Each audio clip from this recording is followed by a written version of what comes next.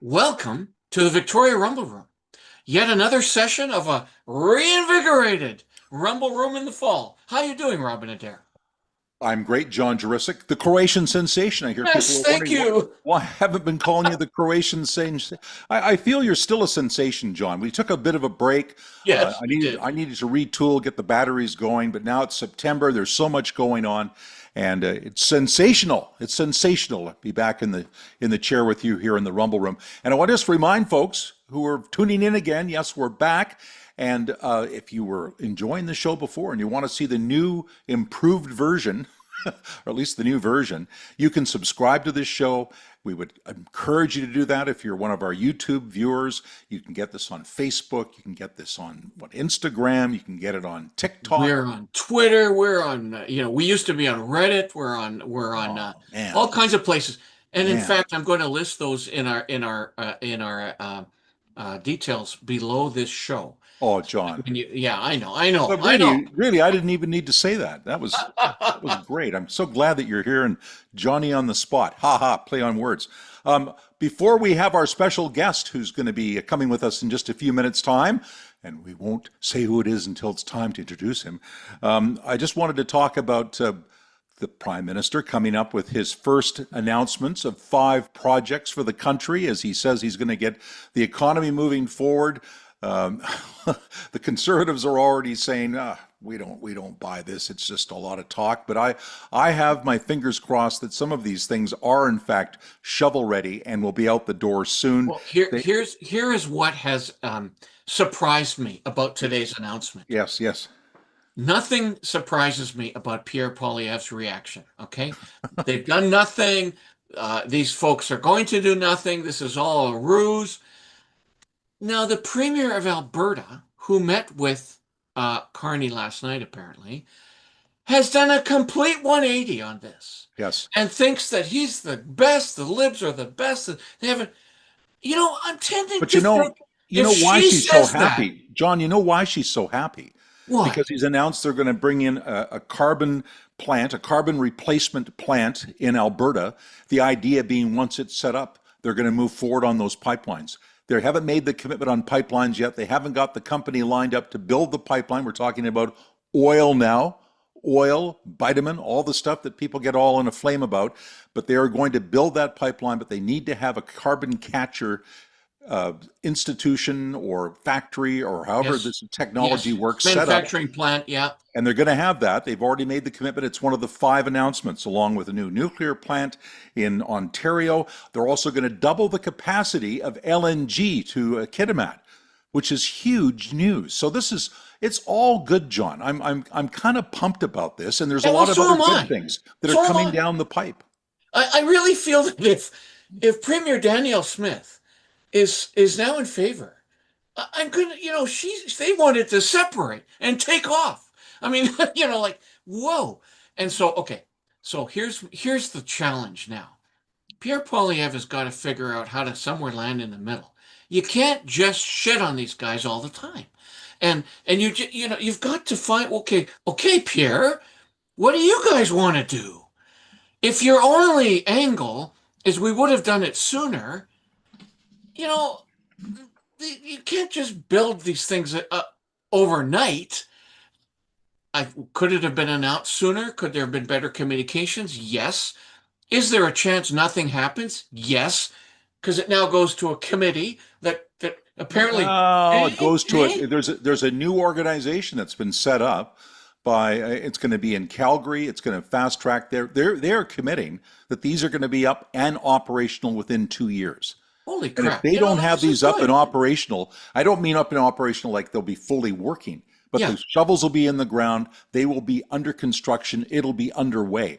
And if yeah. that's the case, we could have all of this up and going fully within the next 5 years. And that's miraculous considering how That slow would be government. miraculous. Yes, and so I'm in favor, but I'm trying to be neutral here. I really am, even though I am the creation sensation. I am trying to be neutral. I'm trying to see both sides. Come on, Pierre. You got to up your game a little bit. You can't just be mad all the time. Well, and on the other hand, you got Greenpeace. They're upset about what's been announced. Particularly, they don't like the LNG. Big surprise. They're saying we should be prioritizing housing. Well, who argues with that? We should have more housing. The cost of living, addressing climate change, rather than doubling down on LNG. Hey, who's going to pay for it? How are we going to pay for all that housing? How are we going to pay for all? We have union workers in BC on strike. We have the BCGEU picket lines all over Victoria, all over the province, and they want a decent living wage. Well, how are we going to pay it if we don't have industry in this province? We have to move forward on things that are going to make the province revenue, and oil and gas are big revenue generators.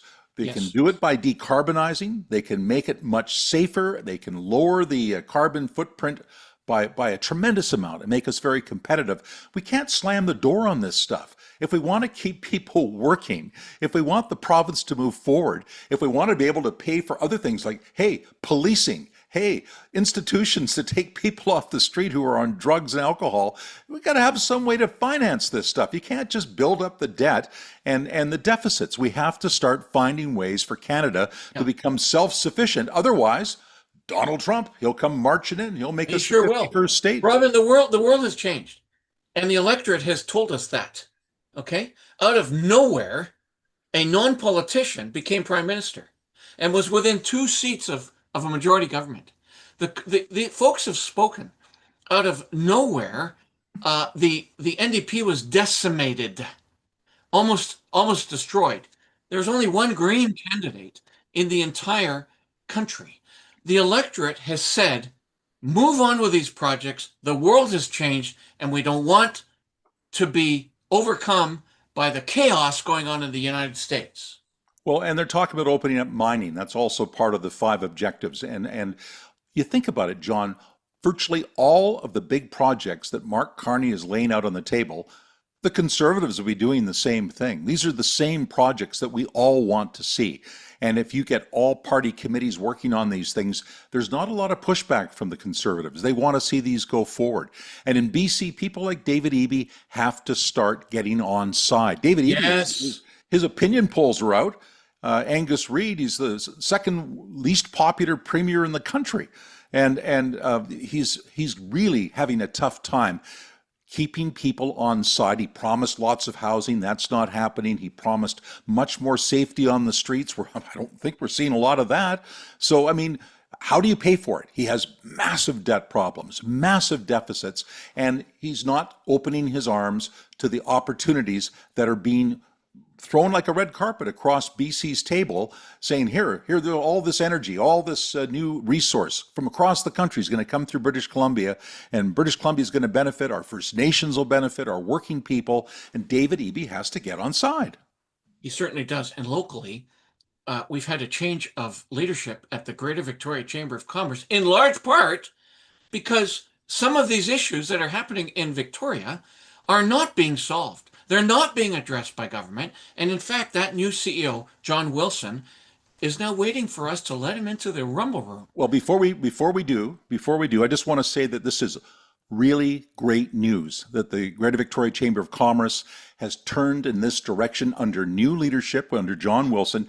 He was only in for 1 month, and he came out with a letter that was published in the Times Colonist, and he spelt out that every day business owners unlock their doors to find vandalism, needles, human waste, sometimes people in medical distress at their doorstep, and staff are distressed. Customers stay away. The city's reputation is built over decades, and it's all crumbling. And John Wilson is finally ringing the alarm. Thank goodness, and we're so glad that he's here with us. Absolutely. Let's ring him in. Let's rumble him in. I don't know what word we're going to use. How about Zoom? We'll Zoom him in. Zoom him in. Okay. Let's Zoom him in, Johnny. Okay. Hey, that was pretty exciting. I'm excited by this discussion. Thank you, Robin. Well done. Wow. Yeah, well, I'm very excited about John Wilson taking the helm because I like what he's talking about, and I think a lot of people in the business community are going to feel very empowered to know that somebody with his background and the Chamber of Commerce are going to really help push some of these ideas forward. So nice to see you, John. Good to see you, Robin. Good to see you, John. Great Absolutely. yeah, it's been a while. I think I might have been running for politics last time we talked. Yeah, I seem to Yeah. remember that. Yeah, Uh-huh. that was a while ago, and you keep wearing different hats on us, John, and it's hard to keep up. But we've just been singing your praises. I don't know if you Yep. heard but just before this introduction, we were talking about the open letter that you wrote, talking about the problems in the city, and how the different levels of government have to step up. We have to get the municipalities stepping up. We have to get the province doing more than just talking about these things. And you talked about federal politicians coming and standing in the inner harbor for photo ops, but the empty promises are there as well. So it's been frustrating for business people for a long time. I'm sure you've been hearing about this for a long time yourself. Well, yeah, for sure. As you guys know, I've been in business. Our family's been in business in Victoria for my whole life, and I've been, with my mom and dad for 40 plus years, and now the third generation's taken over at Wilson's, and it's, we were born and raised in this community. We've, kept our businesses in this community and worked hard and been very fortunate to have the support of this community. And just watching the lack of what I would deem as respect, acknowledgement, getting businesses' viewpoint from all levels of politics and watching where things have gone and the lack of urgency. I'll put some of this on ourselves. I'll take some blame for it, but I think we all really need to look in the mirror. Those of us who've been in Victoria for a long time, we've become complacent and we've let this happen before our own eyes. And we just, I know when I got tapped on the shoulder for this job with the chamber, the executive, the board, and the membership made it very clear that, enough is enough. It's time to speak up. We are the voice of business. We deserve to be heard. And that's what we're doing. John, I want to echo that, okay? This frustration. This frustration out there amongst business people, amongst the community. We really saw evidence of a political switch at the federal level. A non-politician walks in within 2 seats of becoming a majority liberal government. And folks are angry and frustrated. John, what the hell? What can actually change locally? What can we do? I saw some disparaging posts from a very vocal business person, Gary Beyer of Tesseract. He showed pictures of the kind of situation that he has to encounter when he walks into his company every day. John, what can we do to help you? And both Robert and I have been around the chamber for Yeah, some yeah, time. for sure. Yeah. Well, it's a large job, and I'm not putting the pointing the finger at any one politician or any one person, but it is an urgent a crisis in our downtown core. It's an urgent crisis in our communities, and politicians of the day need to understand this and need to put it front and center above, um, buying jazz clubs or worrying about reducing parking. And I mean, this is just it just compounds the frustration when uh, the pressure needs to be put on the provincial government, the federal government, the general, short-term things that we hear that we would like if from the business community is beat cops, more beat cops, more presence on the streets. Number one. From a provincial perspective, we obviously need some mental health facilities, some help with addictions. And from the federal point of view, that money needs to trickle down, but we also need the criminal code to change. The catch and release program has to stop. It just has to stop. People are just so frustrated. I mean, you guys know, we all know. My wife and I watch news, we hear what's happening, and we just look at each other and it's coming. Known to police. How many times do you hear that, right? Known to police. The Yeah, suspect every was, time. right? Known to police. And we know what that means, right? We know what that means. It's the same people doing the same criminal offenses. And from what we've heard over recently from recently retired Police Chief Del Manic, there's 30 to 40 of these people that are the problem in the core, but they just can't keep them locked up. You can imagine how frustrating it is for the police force itself. I mean, these poor police officers, it must be just like so frustrating to have to go after and, arrest these same people day in, day out, and they just, from what I hear, sometimes twice in one day, and they're just kind of laughing at them because they know they'll be out the door. Has to change.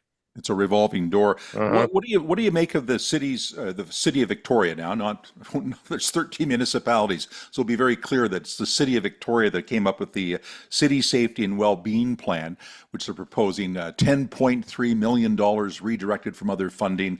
A very ambitious plan that talks about all the things that I think we've been hearing about for decades, John. Certainly from municipal leaders, well before the pandemic, we Yeah. heard about, we need to do things about enforcement, infrastructure, and support for vulnerable people, business community engagement, immediate actions to be taken, all this stuff. And I wonder whether people actually believe it's really going to work, because $10 million sounds like a lot of money, but for the size of this problem, it's going to take a lot more. And I can't help but think back to John Horgan when he brought in all that housing. Oh, we're going to build houses. And they took over a lot of buildings, moved a lot of people into facilities.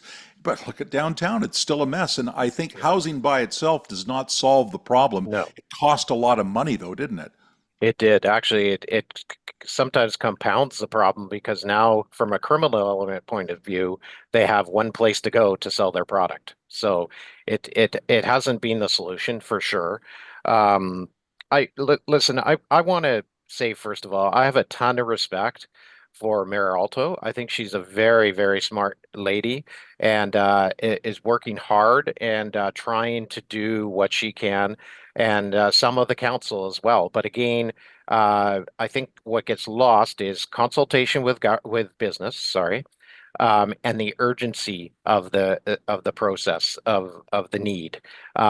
It's an urgent situation, and generally, as you guys know, in business, in most of our day-to-day life, if you have an urgent problem, you don't come up with a 95 point plan to solve it. It's usually out, let's put out the fires that we can put out quickly. And I think that's, the frustration really came to light at a DVBA meeting a few months back where, there it was sad. There's almost brought to tears some passionate entrepreneurs, young business or small business owners that are at their wits end and their financial end. And just had enough and really laid into the mayor. I mean, she did well. She stayed calm, but she definitely got the message that, I think But the 90. she's been kind of pushed into the headlights a little bit, because, Yeah, as I said, $10 million doesn't cover very much of no, anything in terms of dealing with this. It's got to go to higher levels of government. But the city's been absolutely, pushed in to absolutely, stand there and say, we'll try to fix it. And for I sure. just don't think anybody believes they can, even if No. Marianne Alto has all the best intentions. I mean, how is she going to be able to do this on her own? Exactly, exactly. And sometimes I think when the municipal governments try to do it on their own, it takes away the pressure that should be put on the provincial and federal governments to try to Yeah, solve this. yeah. They back away and say, "Oh, you go to it." So that's not it. They need to be, along with the business community, along with the community at large, they need to be leading the advocacy efforts and putting the pressure on the provincial governments and the federal governments to help solve this. Because we know it's not just in Victoria. This needs to be solved, and it needs to be solved urgently, not over a a multi-year 95 point plan. When Yeah. you're at your wit's end and you get a 95 point plan put in front of you, that's a very Exactly. I don't frustrating. think Gary Yeah. Beyer is going, what? Hey, John, I got a couple of questions. So, first of all, we've gone to this new format, and over time, we will generate interest. So, we've had our first question, as it turns out, because we Okay. are live. It's interesting. It says, "Can you help me come to Canada?" That's an individual who likely wants to immigrate to Canada to work. I know that the Greater Victoria Chamber of Commerce has a strong immigration support program. It Yeah. certainly was stopped at the federal level.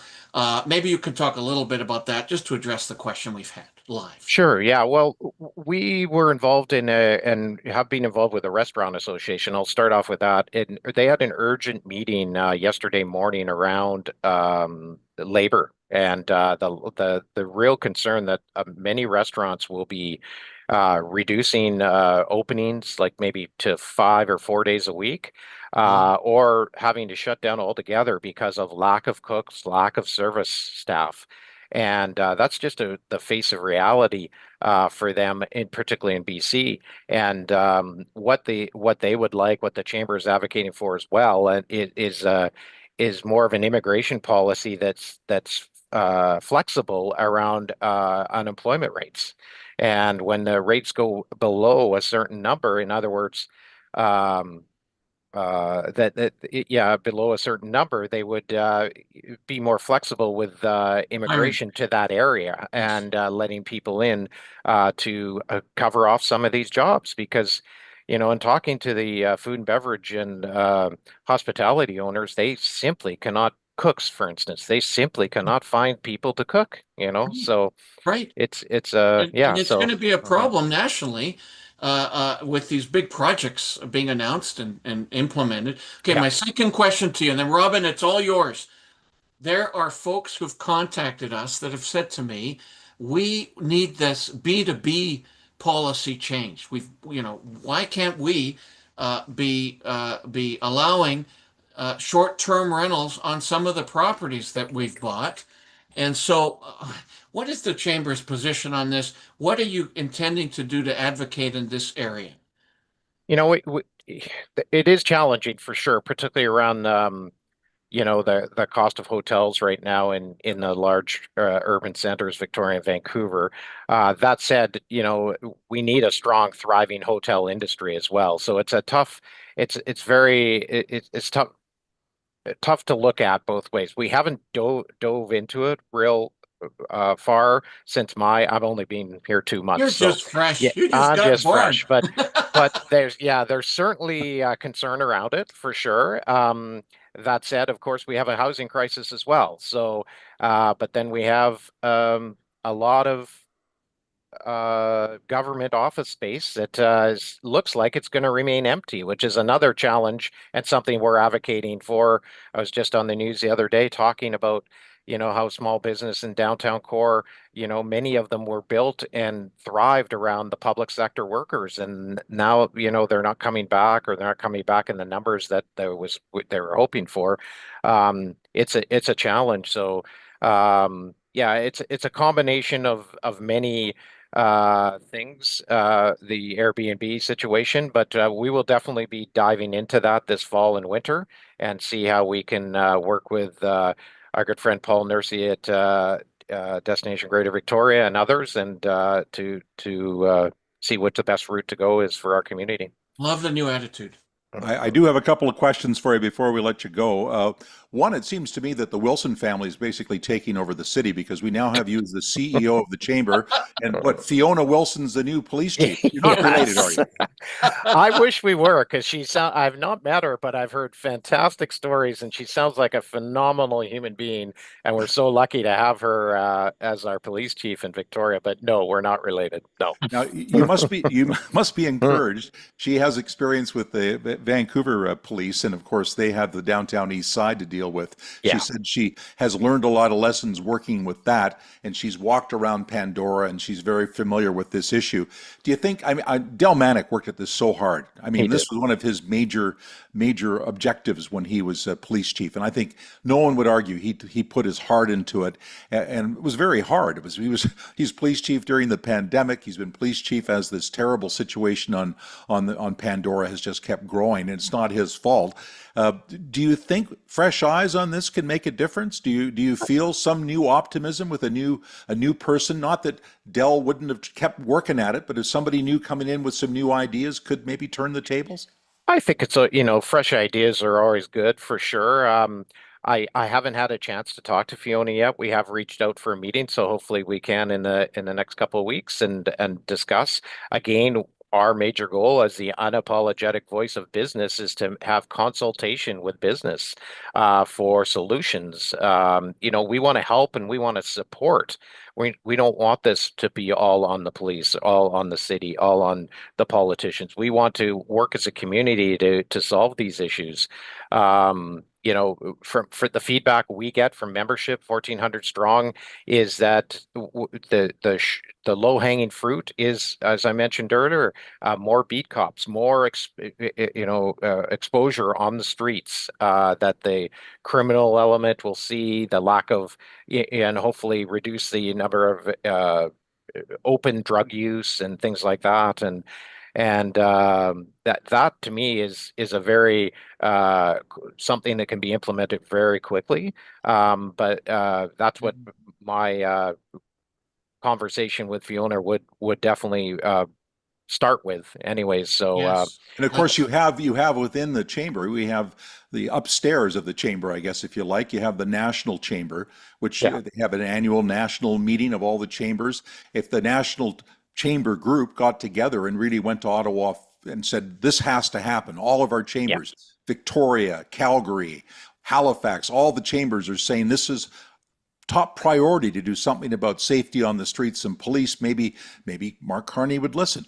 And I guess we also have the UBCM coming to Victoria, and it's happening right at your doorstep. It's yeah, actually right across the street. And you got people like Leonard Krogh from Nanaimo, Mayor of Nanaimo. He's been outspoken yeah. on downtown street crime. Is the chamber going to do something around that, or do you have some advocacy in mind, or is there We something certainly you? hope so, for sure. Yeah, we are. I'm flying out to Mississauga, or Toronto, and then to Mississauga at the beginning of October for the Canadian Chamber AGM, and it should be a riveting meeting, I'm sure. 2 days of talking about advocacy challenges. I will tell you, my early days with well, as you guys know, I was on the board for 13 years, three as the chair of the chamber, and I always thought that they brought too many motions forward. I think the last year was like 56 or something like that. Got to hone it down to stuff that matters. I mean, I learned enough about politics along the way to know that, there's lots of good ideas that come across their desks, and but it's about get elected, stay elected. And that's where you got to hone your advocacy towards to make sure you can get their ears and get their action, And so that's where we need to really focus on, and maybe 5 or 10 urgent needs, both at all three levels. I'm talking. That's where I'm going to voice my opinion. But obviously, as a Victoria Chamber, we have safety. The drug crisis. We Yes. have a parking issue. We have a housing issue. Yes. We And have we a have econ. also this, John. I'm going to take advantage of now talking to you to also address this issue. It seems like as I'm moving around the city and talking with people, how you doing? How you doing today? Generally speaking, the thing that's brought up all the time is, oh, the traffic. Oh my God, the Yeah, the construction. Oh my God, it takes me 45 minutes to get from this place to that place. Back in the day, and I think it still is on the books, the Victoria Chamber advocated for a regional transportation committee. okay. Robin and I have had chats with the local mayors and are saying you guys need please continue to advocate for that. It's And just getting worse. John, you know a thing or two about Yeah, transportation. a little Yeah. bit for sure. Absolutely, For sir. sure. Yeah. Yeah, no, we definitely will be doing that for sure. Continue to press for that. We're hoping to bring together Aaron from BC Transit, Nicholas from BC Ferries, and others from the airport, Elizabeth from the airport, and things to have a transportation business leaders luncheon that we think will be really riveting, and try to put, because often these leaders get unfairly pointed out, where they are just working within the box they're allowed to work but they have, as you know, they're brilliant people, and they have great ideas, but we have to, as a region, start working better together for sure. Yeah, yeah, Mhm. Well, John, I just think this is fantastic. I just, again, I'm so pleased to see you've taken the helm, and Thank I you. love the messaging that you're sharing now with the public. I Yeah, think the chamber can be so effective and can speak not just for the businesses, which is, of course, your primary objective, but yeah, for the whole community. We need voices that are strong out there that yeah, are going to speak out for the community at large. And these are things that we need to discuss. We need to clean up our streets. I mean, I don't have all the solutions. I know even John Juricic doesn't have all the solutions. But if we don't get these things out on the table and have meaningful discussion and start to push forward for solutions, they're never going to happen. Yeah. And I'm sorry it's going to cost money, but I guess if we're going to pay a lot of taxes, we should maybe start paying it for things that are going to help. Agreed. 100% for sure. Keep in mind the people that own the businesses, the people that work in the businesses, and the people that frequent the businesses as clients and customers. They are our community. We are all part of this community. We all work together. We can make it better. Yeah, Great. and a final plug here. If you support these viewpoints, and how could you not, join the chamber. Absolutely. Thanks for that, John. We So let's appreciate end that. this. Let's end the stream here, and we'll get you again. See what kind Anytime, of guys. progress, Yeah. But anyway, to all of our bazillion viewers out there, have a great day and Rumble on. Take care.